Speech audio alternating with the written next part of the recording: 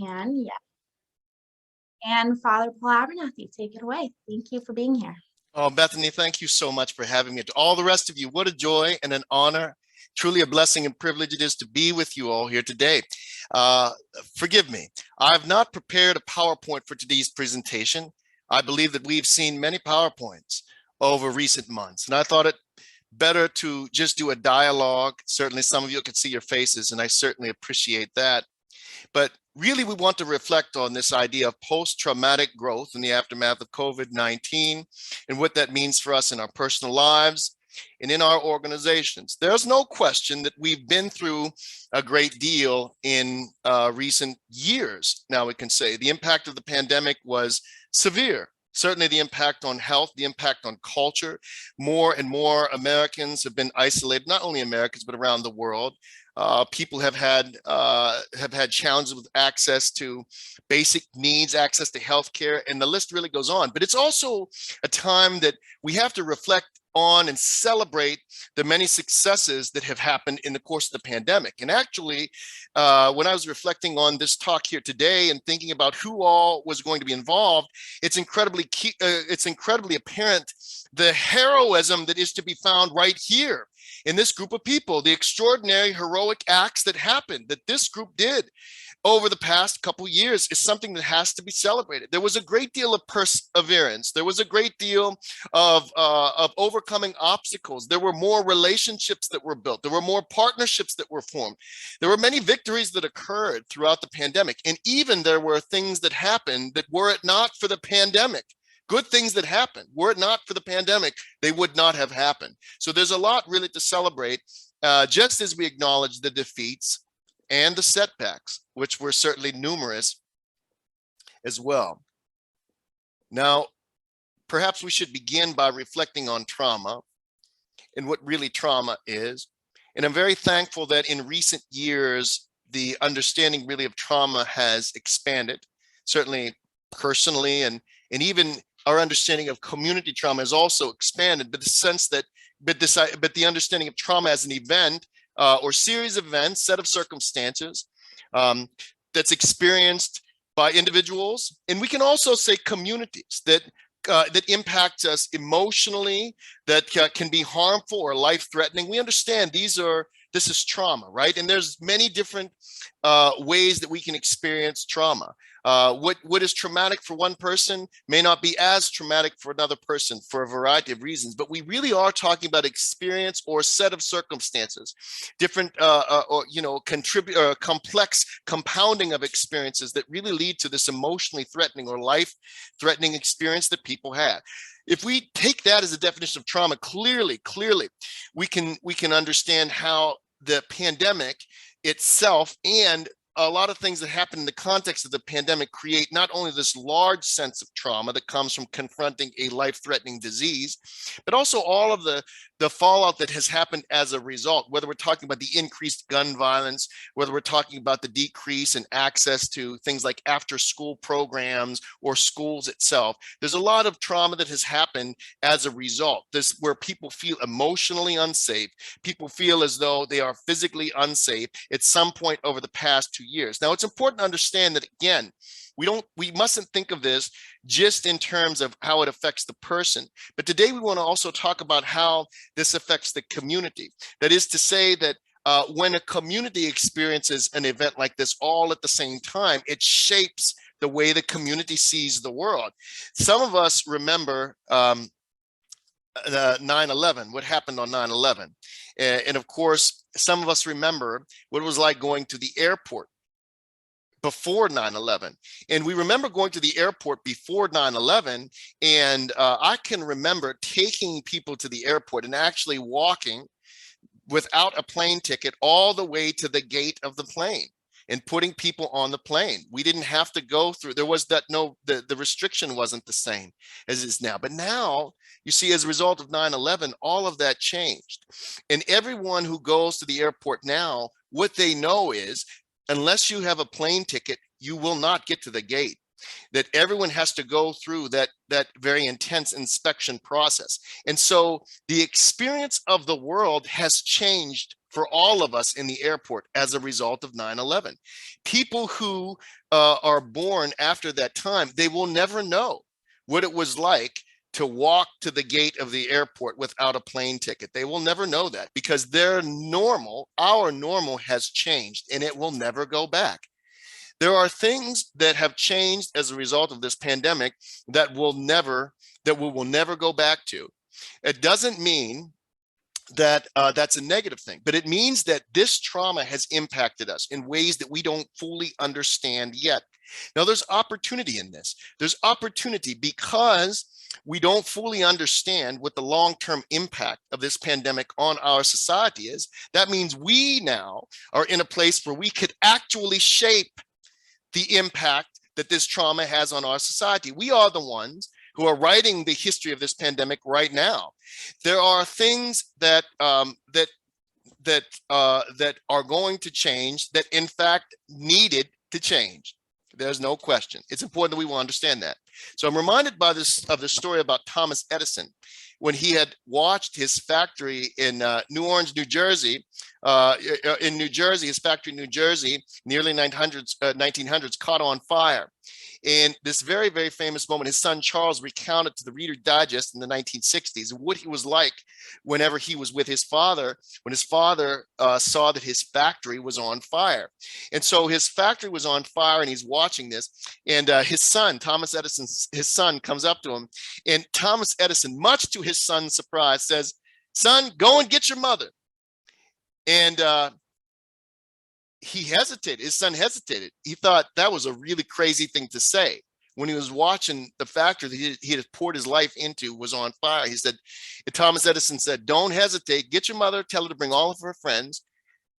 We're never going to see a fire like this. You're going to miss the opportunity to see the fire." And he said to his son, "It's okay. We had a lot of rubbish to get rid of." The pandemic is like that. We had a lot of rubbish to get rid of.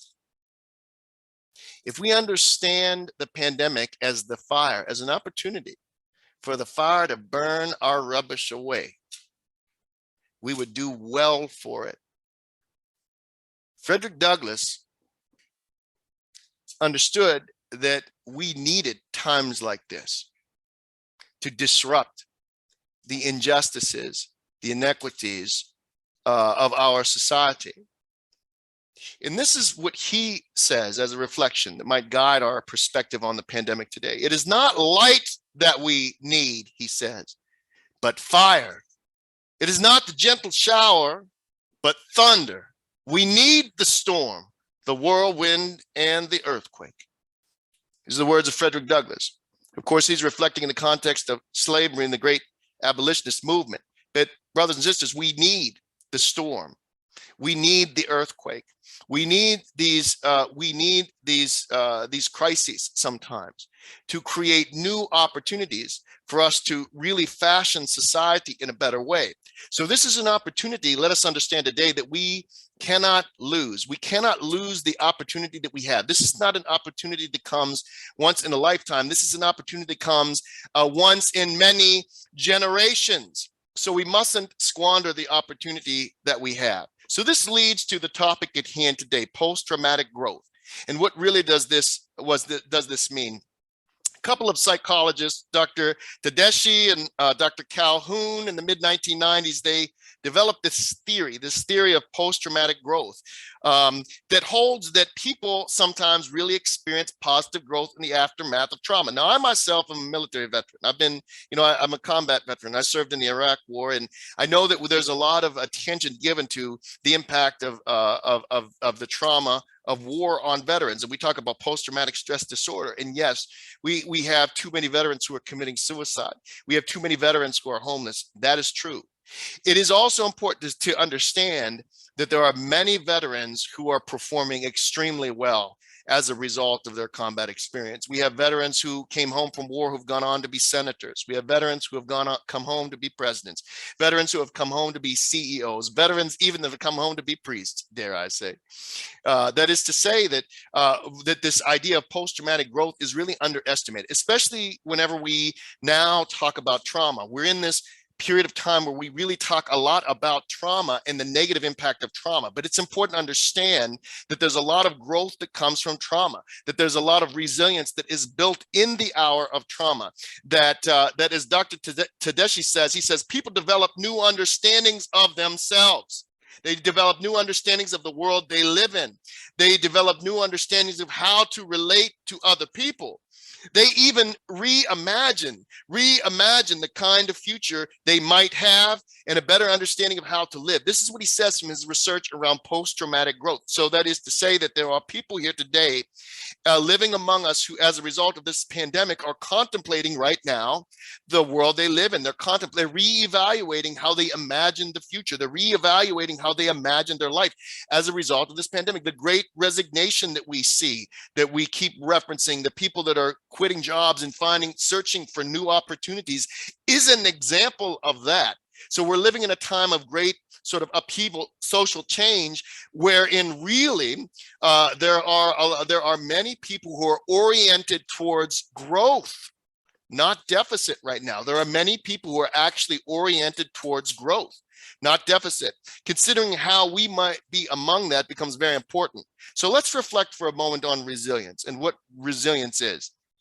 Because again, I have often said, if we had half as many resilience experts running around our community as we do trauma experts, our communities would be actually in better positions. We speak about trauma more effectively than we speak about resilience. So let's talk about resilience for a moment. The first thing that we have to understand about resilience is that resilience is a process. That's the first thing we have to know about resilience. Resilience is a process. It's not a thing per se. It is a process. And a lot of times we are deficient in terms of process. Speaking, in personal terms, organizationally, the lack of process is the lack of resilience, the ability to build resilience. So resilience is a process. Okay, many psychologists, they define resilience as a process. The process of adapting well in the face of adversity, trauma, tragedy, threats, or significant sources of stress. So whenever we encounter particular challenges, one of the first questions we have to ask is, what is our process? If we go back even one step further, the question becomes, how proficient are we with that process to deal with crisis? So if we would compare this to a football game, for example, we will know that players spend a lot of time training. They train for contests. There are not going to be a team that's going to get on the field without having taken that time, in the summer before the season, even training in the off season, working on those fundamentals, working on plays, cultivating those relationships between players, the chemistry on the field between the various positions that can really enable teams to succeed whenever they're under great duress, whenever they're under a lot of pressure on the field. It's important to understand that just because there's a plan, if we have like a plan that we have detailed, where we say this is what we're going to do in this condition, those plans very often fall apart. There's that old saying, no plan survives first contact. No plan survives first contact. So we have strong plans, but whenever those strong plans, whether in our personal life or organizationally, those strong plans encounter trauma, they can really fall apart. So the question becomes, do we have a process that can help facilitate a response personally and organizationally? Now, there are foundations for community resilience whenever we think about how we really structure this process, okay? And let us understand resilience on a community level, on a community level as the measure of the sustained ability of the community to utilize available resources to respond to, withstand, and recover from adverse situations. So it's not to say just one event. We're talking about the sustained ability of community to really react to challenge after challenge. That's what we're really talking about with community resilience, and even resilience on a personal level. Someone might get over one obstacle, but the question is, can they get over multiple obstacles? So whenever we think about this process by which we're going to adapt well in the face of this trauma, whether on a personal community level, we have to think there's certain foundations that we have to really cultivate and establish in order to drive this process forward, in order to build a successful process. So we're going to go through 6 key foundations to community resilience that could help us whenever we think about what really our process to respond to trauma is. The first is people. Now, a lot of times we put a lot of effort into developing strategies, into developing plans, developing resources. But brothers and sisters, we have to think about how we develop people. That is to say that people development has to be a key component. For ourselves personally, the question is, what kind of development am I going to go through this year?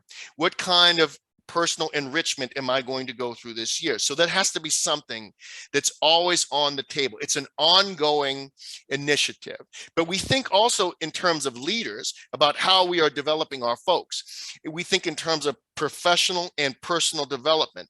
You know, whether we're talking about professional development in terms of workshops, in terms of skill building opportunities, in terms of networking opportunities, this becomes very important in how we're developing people and how we are then making the most use of those. And we're going to talk more about some personal strategies here in just a little while, but really working to develop people and understanding how we are actively developing people, how we are actively personally developing is very important. If we are able to answer that question, because many of us are going to answer different, but if we're able to answer that question, that's important, that's key.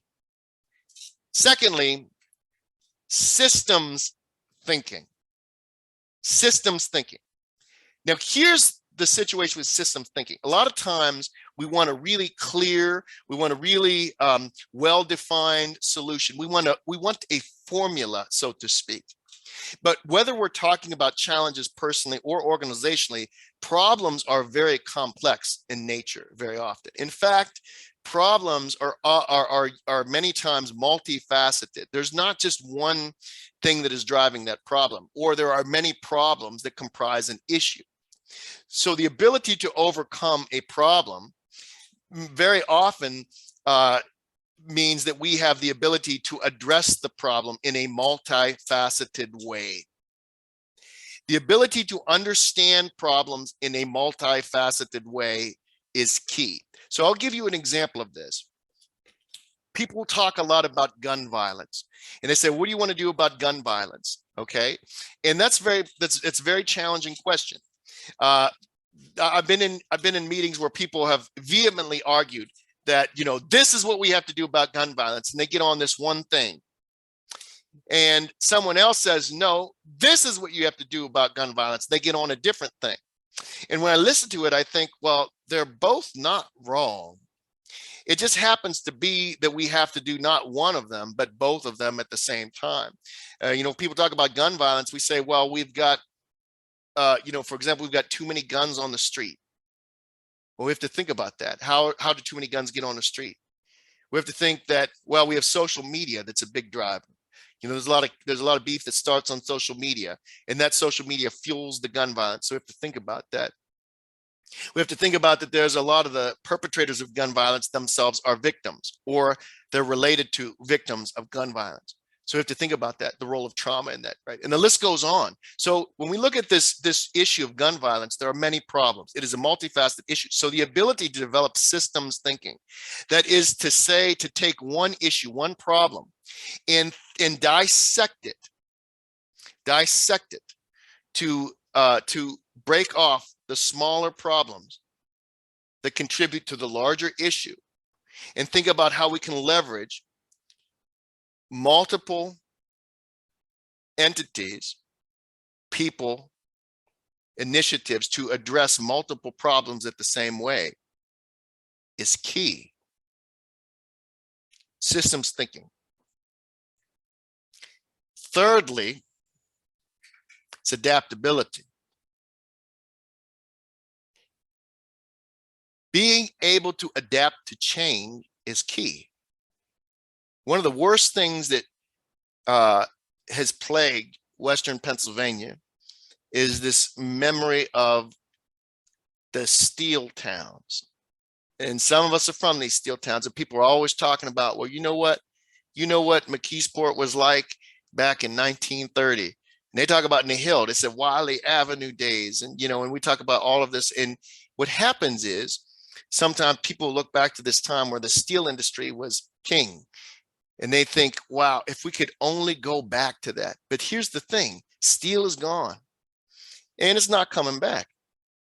The idea to embrace this and adapt is absolutely critical. In our personal lives, there are things that are going to change that will not go back. It becomes very, very detrimental when we get stuck in trying to go back to a status quo that will never again be the case. This is going to be the case when we talk about COVID-19. People want to talk about, we want to go back to normal. We want to go back to normal. Now, for me, when people say, well, I just wish things would get back to normal, I think, well, what normal are we talking about? Are we talking about the normal where the city schools are underperforming the suburban schools? Are we talking about, the normal where we're at perpetual war in the Middle East? Are we talking about the normal where we have disproportionate, we have more people incarcerated in the United States than any other country in the world? Is that the normal we're trying to go back to? So it's not about, so why are we always looking to go back to some status quo instead of being focused on how we reimagine the status quo? Look, let's reimagine the status. Let's adapt to the change. Okay, having a conscious awareness of adapting to change is absolutely critical, which leads us to the fourth point, which is transformability. And this is when we are consciously able, like the story with Thomas Edison, we're consciously able to transform the problem into the challenge into an opportunity. There's a conscious decision that is made to embrace this challenge as an opportunity. It's a conscious decision that is made. Not everybody can do that, but I will tell you, it's not just about making a decision to say, you know what, it's a challenge. I'm going to call it an opportunity. We have to treat, I want to say this very clearly, we have to treat the challenge as an opportunity. And here's what I mean by that. If there's a challenge that comes and we want to make it an opportunity, there's actions that we have to take to position ourselves to make this challenge an opportunity. So for example, if we see in the pandemic, the healthcare systems that are saying, how can we increase vaccination rates in medically underserved communities? And their focus is the vaccine, right? It's a challenge that we're working to overcome. But as community members, we see this, we engage with the healthcare systems, we begin talking about vaccines. But what we learn is that these relationships can be leveraged to a broader conversation about public health, about a public health infrastructure. Let's start with the vaccine, but let's not end with the vaccine.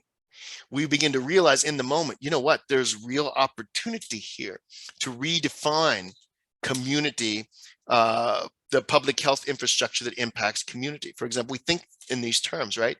But the ability to think in those terms in those moments becomes very clear. Having an eye to recognize that, being able to brainstorm when a challenge comes through, what could we do? We're going to talk a little bit about brainstorming, what that looks like here momentarily. The fifth point, sustainability. And this is the ability to keep up the fight for a long time. You got to be able to stay in the struggle. And a lot of times when we start something, there's a lot of excitement up front.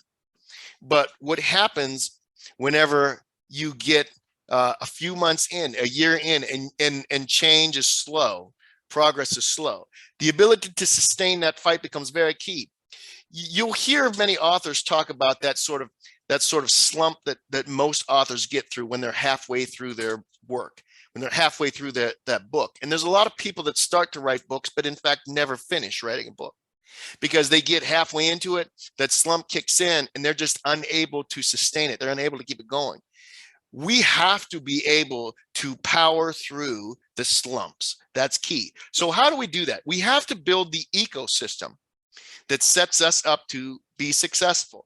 So for example, if people know that they're going to start out exercising really strong, but then maybe a month into it, they're going to lose their enthusiasm, finding a partner with whom they can exercise can help encourage their continuation of that positive practice, right? That's an example of building an ecosystem that supports, that helps us sustain. It's going to be different in every circumstances, but really having a conscious effort, how do we build the ecosystem to sustain through the slump is key. We have to be able to answer that. We have to be able to understand this is the ecosystem that I can now turn to when things are grinding to a halt, when things are coming undone. What is the ecosystem? We have to have a strong understanding of it, of when to turn to it, how to leverage that ecosystem. That's how we get that sustainability. And then the sixth point is actually a virtue, courage. I'm not going to say much about that now because we're going to revisit the idea of virtue again here shortly. Now, again, the pandemic presented, really some key opportunities. And with that, one of the key opportunities that emerged from the pandemic that I think is very relevant to this idea of post-traumatic growth is this notion of social capital. I want to begin with a quote from L.J. Hannafin, he was a progressive serving as West Virginia's state supervisor of rural schools in 1916. And this is what he wrote in 1916. He coined this phrase, social capital. This is what he wrote in 1916 as he was arguing for community involvement in schools. So this is what he wrote. He wrote, "The individual is helpless socially if left entirely to himself.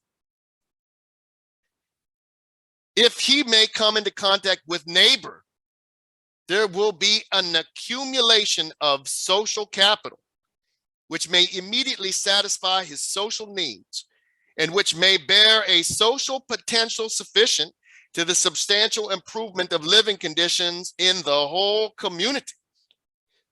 So this idea of social capital, okay, this idea of whenever we come into community, when we encounter other human beings, he says this is what and from the time he coined this phrase, social capital, now there's a lot of research, psychology, sociology, there's a lot of research on this concept of social capital. Now, I will tell you that there in the pandemic was social capital that emerged in very strong ways. And I want to speak to why this was. Firstly, many of us remember, if we were to go back 2 years, we're right in that period of time, right now, in that period of time where we're realizing that a global pandemic is setting in. It's also incredibly clear at that time that we as a society were not prepared for that global pandemic. We did not have the resources that were available. We didn't have the public health infrastructure that was needed. We didn't have the hospital capacity that we knew. We didn't have ventilators. There's a lot that we didn't have. And so whenever we looked at this as a society, very quickly, there was a kind of panic that set in where we realized that we had limited resources. We had limited resources and limited capacity. And what really happens in that time? So what happens, brothers and sisters, if we will remember, is that we have testing sites that are drive-through testing sites. Now, what does this mean for people who have no cars?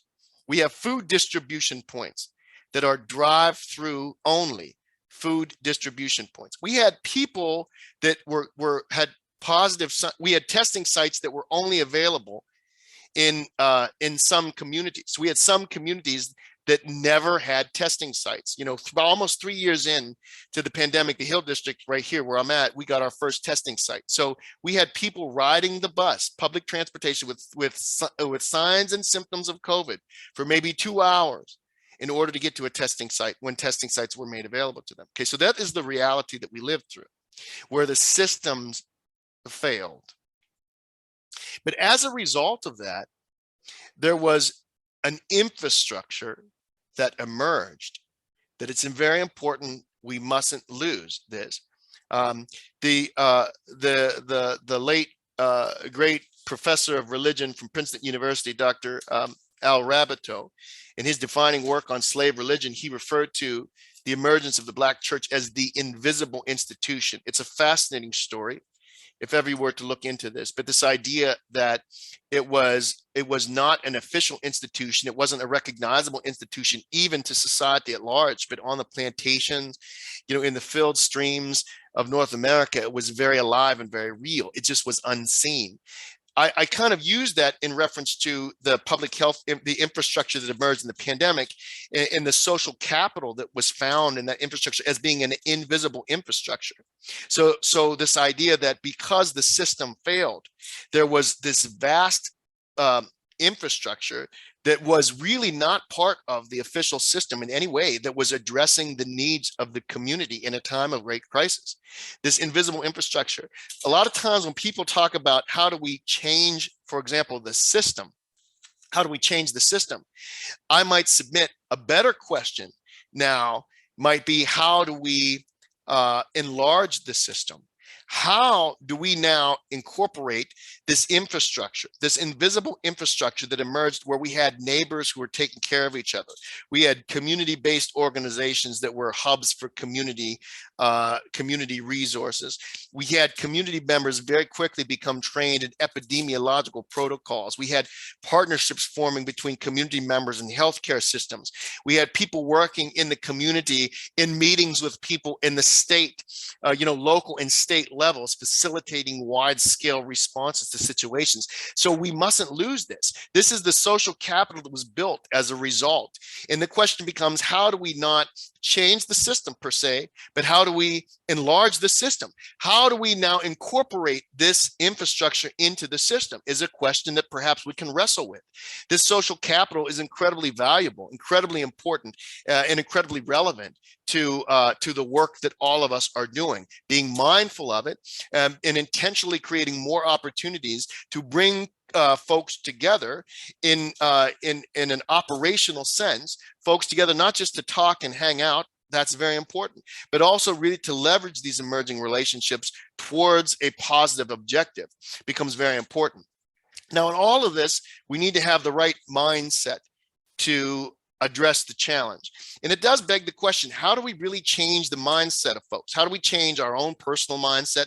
How do we change the mindset of people who have been inundated with trauma, who are really suffering as a result, or who really, as a result of trauma, have a worldview that's unhealthy? There are some of us living in cultures where we talk about community trauma, where trauma is so widespread that it becomes the foundation for the community's worldview. It becomes the primary lens through which people in the community see the world. There are cultural norms that emerge that are unhealthy as a result of that trauma. People say sometimes, going back to the example of gun violence, they say, well, Father, you got to get them kids to put their guns down. And my response sometimes is, okay, you just I would invite you to go to Texas and have them put their guns down. And people, a lot of times they're surprised by that answer. Well, the Texans, they're not putting down their guns. Why? Because Texas is a gun culture. There's a culture. It's not like just a behavior. There's a culture that you're really working against. And it is that way in many of our trauma-affected communities. So we have to understand that there has to be a concerted effort to change the paradigm, to change the mindset. Now, here's the good news. We know statistically that you can successfully change paradigms with around 16 sessions. So that is to say, you can change mindset. We know statistically that around 16 sessions you can change the mindset. Now, here's though the thing. You have to be intentional. You can't say 16, like run into somebody 16 times and say, change your mind. It becomes about how we are creating with 16 sessions, how we are feeding a person for 16 sessions, a new paradigm. That's the question. I'm not going to give you a formula by which you do this, because all of you are in different contexts. But what the question is how can you really think through? There's going to be 16 times where I'm going to really create content and essentially feed people a different paradigm, expose people to a different paradigm, while at the same time giving them the opportunity to embrace that paradigm as their own, not forcing it on them, but exposing them, feeding somebody, embracing that so that they have the opportunity to embrace that paradigm on their own. Going back to my theological training, I'm an Orthodox Christian priest. The term nous, we say nous in Greek. The philosophers used it, we use it in theology, nous, but the term is mind. And theologically speaking, the nous, they refer to the mind as the eyes of the soul. And that is to say, there's this understanding that wherever you focus, your mind, you sort of take that in, and it really impacts your soul. It impacts your psyche. Don Quixote is one of the great literary examples of this, where he's this great literary Spanish figure, where he's a peasant, but he reads so many books about knights. He actually begins to believe that he is one. He's riding his donkey, he's carrying, a pitchfork, he's got the washboard on his chest, he's got a pot on his head. He looks like a fool, but he believes that he's a knight because he had read so many stories about knights. So the question is, how do we really turn someone's mind towards that? And what are we giving them really to consume? Understanding that what we consume, really impacts our psyche.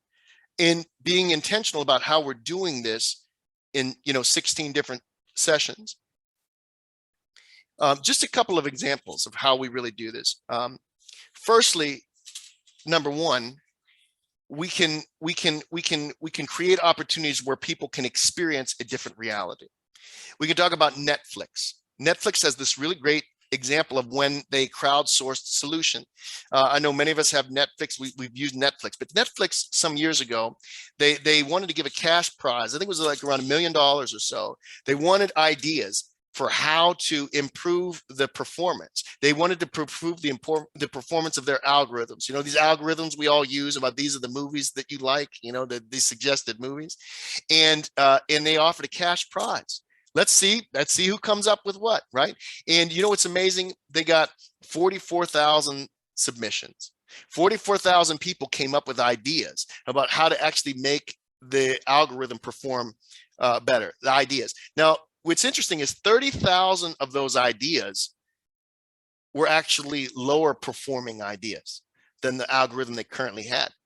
But what's fascinating is 14,000 ideas were actually better than the one they currently had. Now, the reason why I say this is important in the context of how we change paradigm is because if we create the opportunity, the environment, the invitation to solve problems, we're going to be really surprised with the ideas that people have and the agency that creates.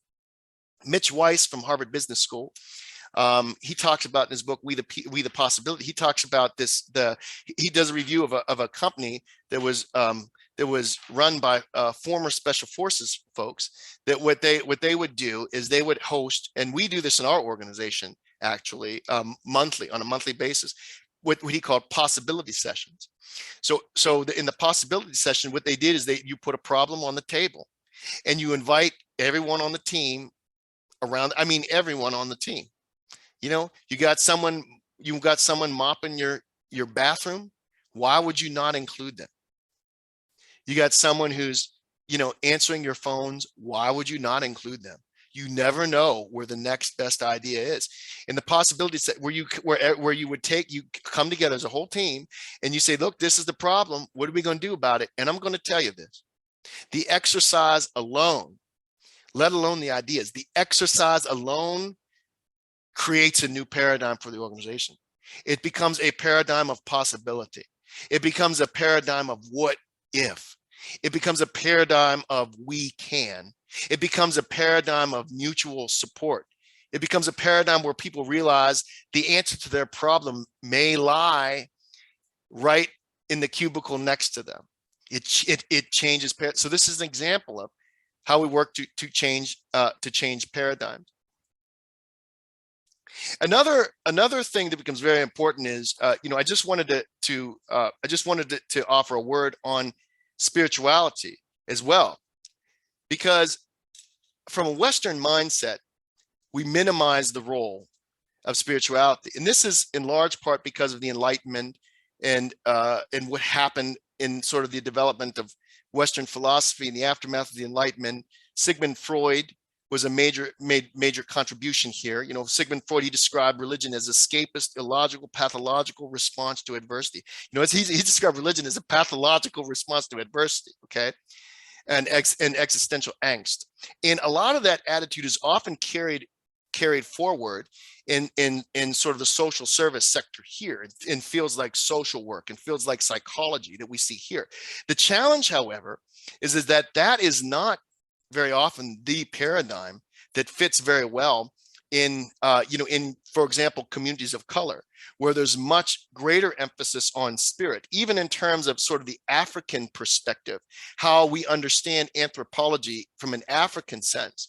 You know, it's not just mind and body, but it's mind, body, and spirit. This idea that spirit is a part of human anthropology. So this notion of mind and body is a very Western philosophical perspective from, you know, recent history, but it's different very often in communities of color. So I want to give you this very fascinating anecdote that came from Jacqueline Madison. She's a professor of psychology, dean of faculty, School of Arts and Sciences at Rutgers. Okay, she was doing some research, and in this research, she had a very interesting response from an African American woman who said this is what the difference of religion and spirituality is. She said, this African American woman, she said, religion is what you do when you're afraid of going to hell. And spirituality is what you do when you've already been there. Now, this is very important because we find in our communities people who have had extraordinary suffering, extraordinary traumatic histories, not only personally, but in their vast social circles. And what we find is that in these particular circles, there's been this people have learned to cultivate this spiritual life that gives sort of an otherworldly focus. So it's not always about the prize that you receive in this life. You can think of it in a Black context. You could say, well, are you going to say that, well, for how many centuries people couldn't be presidents, people couldn't be CEOs, people couldn't, you know, have their own property, et cetera, et cetera. So they understand that the prize is not always in this world, but this other sort of worldly, this sort of like eternal perspective fuels a particular kind of energy to not only sustain. You know, it's so funny because people talk a lot about we need better coping strategies. But when you get in this sort of spiritual conversation that happens, for example, in these marginalized communities, people aren't talking about coping with the pain as much as they're talking about transcending the pain, rising above the pain. This is a different paradigm. And this can be very, very helpful. Harriet Tubman has this great quote, Sojourner Truth, by the way, very mystical origin to her, which I encourage you to again explore. Very mystical origin to her work in community and social justice. But Harriet Tubman has this really great quote where she talks about how could you keep going back? You know, she went back several times. She herself was free, but she continued to go back. The price on her head increased every time she went back. People were hunting for her, but she continued to put herself at risk. Why and how? It doesn't make any sense.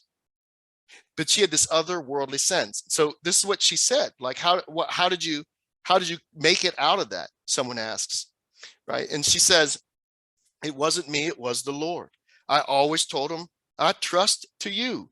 I don't know where to go or what to do, but I expect you to lead me. And he always did. In that sentiment, you will find expressed in communities that very often have been marginalized by mainstream society. And that's gives an advantage there. And some of this, there was a researcher that was doing some work in these circles in the Black community. And there was a church that was having these breakfast meetings. They were pulling people together. And what was really fascinating about these researchers is that they had screened people where they had found that there's a strong correlation. Actually, it was 100% of the time where people, if they have a low health score, they have a low mental health score. But when he came to this particular church, he surveyed the people and was completely astonished to find that the people with low physical scores had high mental health scores. That is to say that even their physical health did not negatively impact their mental health.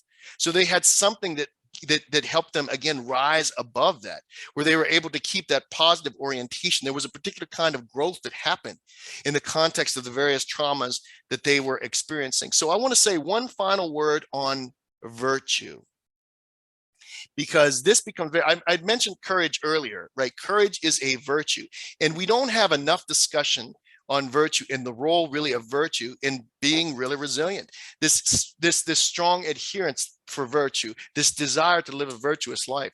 Certainly Aristotle and Plato spoke a great deal of virtue. And from that time until now, there are many who have wrestled with this notion of virtue. I mean, what really, Aristotle, he defines moral virtue as a disposition to behave in the right manner. So there's this desire to behave in the right manner. It's not about I'm following the rules. There's something more. There's a disposition to behave in the right manner. And he describes it as the balance between deficiency and excess. You can do something not enough, and you can do something too much. But when you find that middle point, he said, that's virtue. This is what he says. And he says, so this notion of, we've got to, this sort of excellence, this sort of moral excellence that we cultivate, that we don't want to just do something to be good, but we want to be excellent in a moral sense as a driving force, can really help sustain the injustice, sustain the challenges, sustain the trauma. In other words, the action of virtue can be very healing. It places, it's almost like, and we again have seen this in account after account in the slave narratives, where there's this sort of victory, even though they're politically and economically subservient. There's this moral superiority, where by virtue they assume dominance over their master.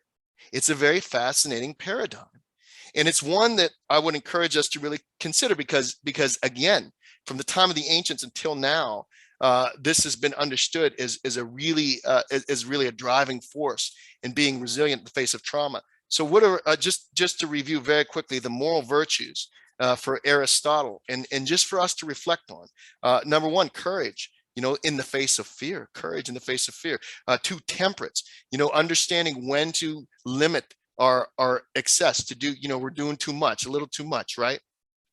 He says liberality with wealth and possession. How much are we sharing? How much are we giving with each other?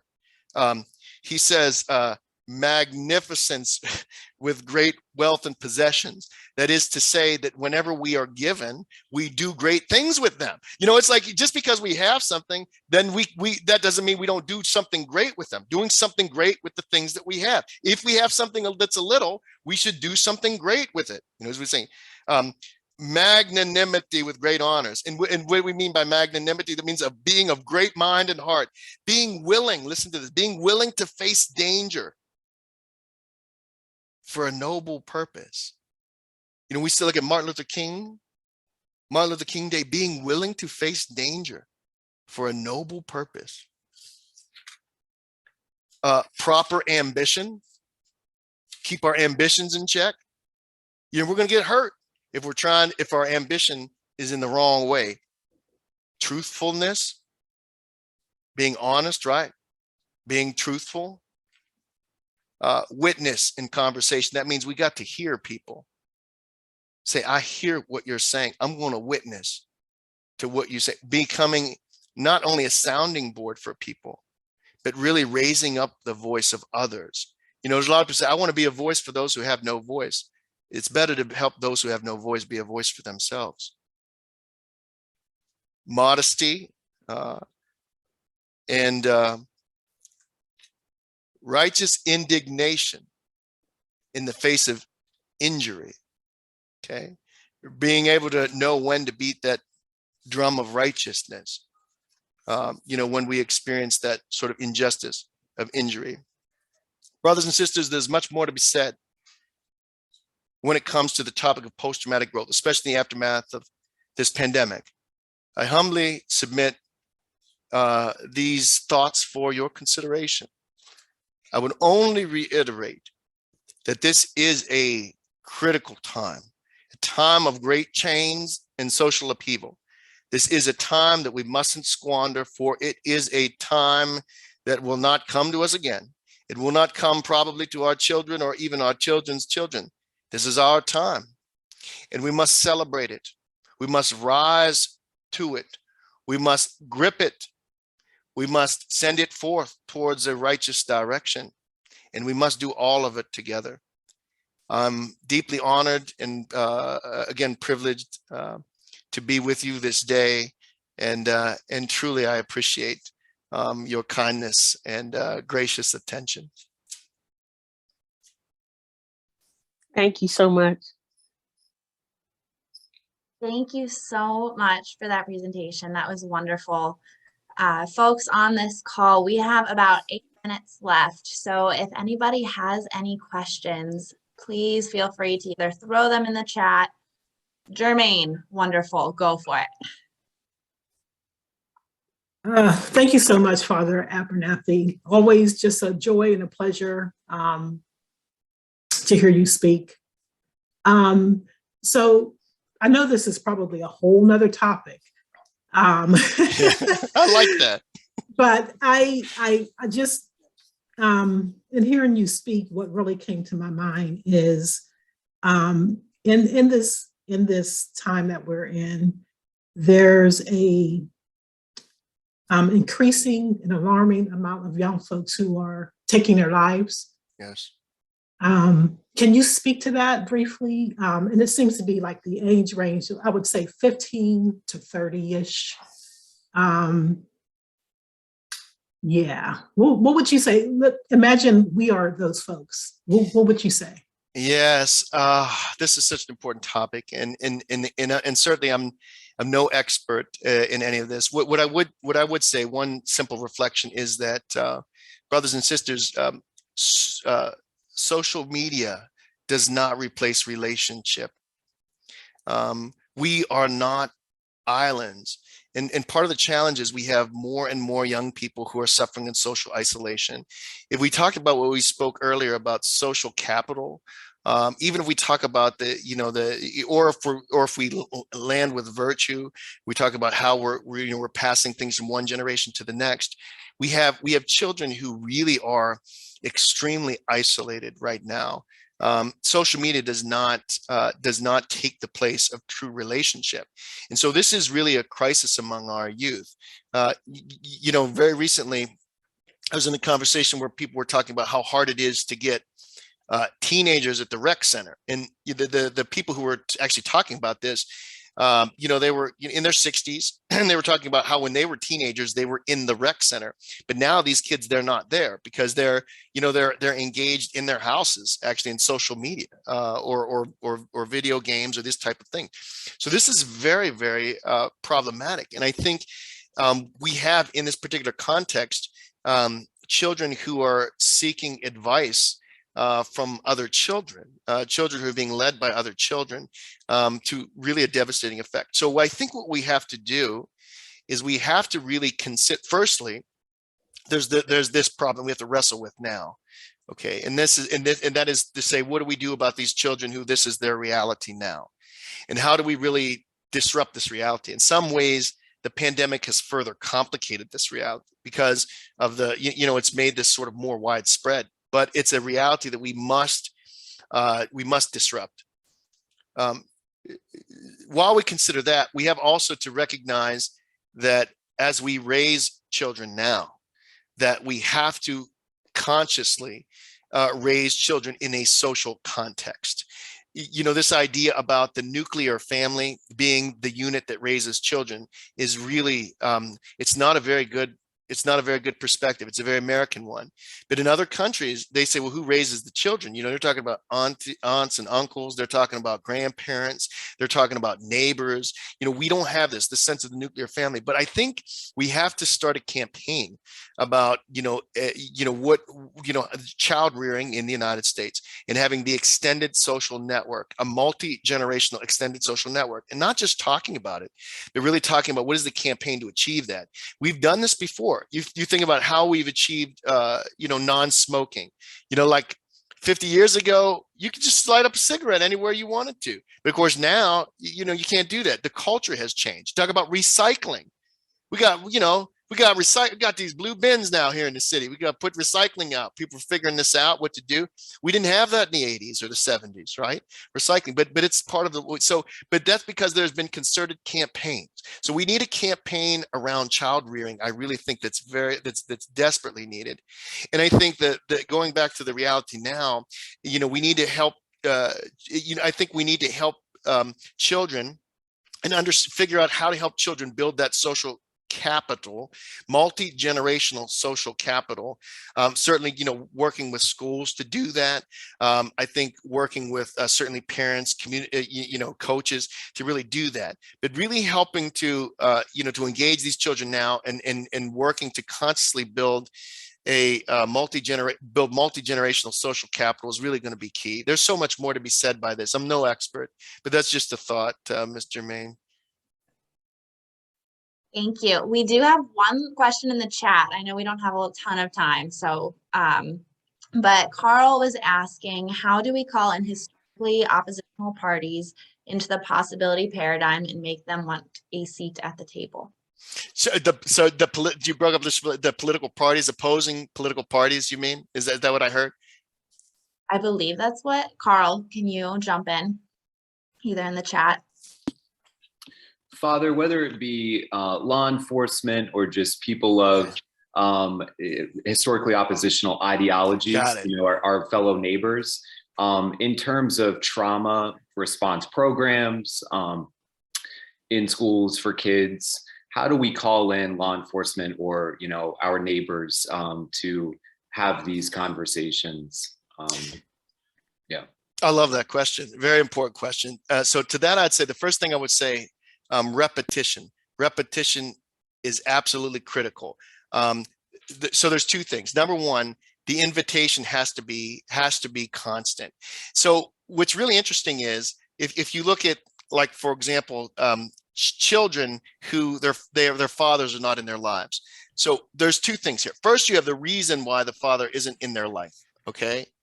And that becomes a barrier. Oh, something happened. My father's not in my life. Over time, however, the absence of the father becomes the issue, to the point where people don't really remember. I don't remember why he's not there. I just remember he's not there. That absence can be a great barrier. So whenever we look at this, we say where there is this sort of absence of presence, like, for example, law enforcement, if we can do something, the first thing is to eliminate mitigate the absence. So that means the constant opportunities to re-engage.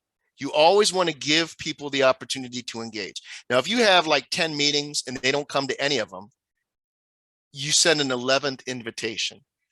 The question is, how do we mitigate the absence? Constant opportunity to re-engage. That's one. The second is repetitious engagement itself. So a lot of this is going to be personal relationships. So if we were to say we're going to invite the police to a meeting, that's one thing. If we want to say we want to invite Chief Schubert, who I've got to know, that's a whole nother. Because people might not go to a meeting for an organization, but people will go for a person. And that's going to be key, that repetitious relationship building. We have to work towards that end so that we can say by name, not like we need to invite the police. We say we need to invite, Chief Schubert. We need to invite Chief Cookie. We need to invite, we have to be able to buy. And that relationship is how that's going to happen. The third thing is, the final thing, I know we're over time, is the messenger. Who the messenger is matters. Really thinking about who can communicate well to the party we're talking to. Hello. How are you? So those are just some three just quick thoughts that I'd throw out there. Great question, though. Thank you so much. And thank you so much to everyone who joined us today. This was a wonderful discussion.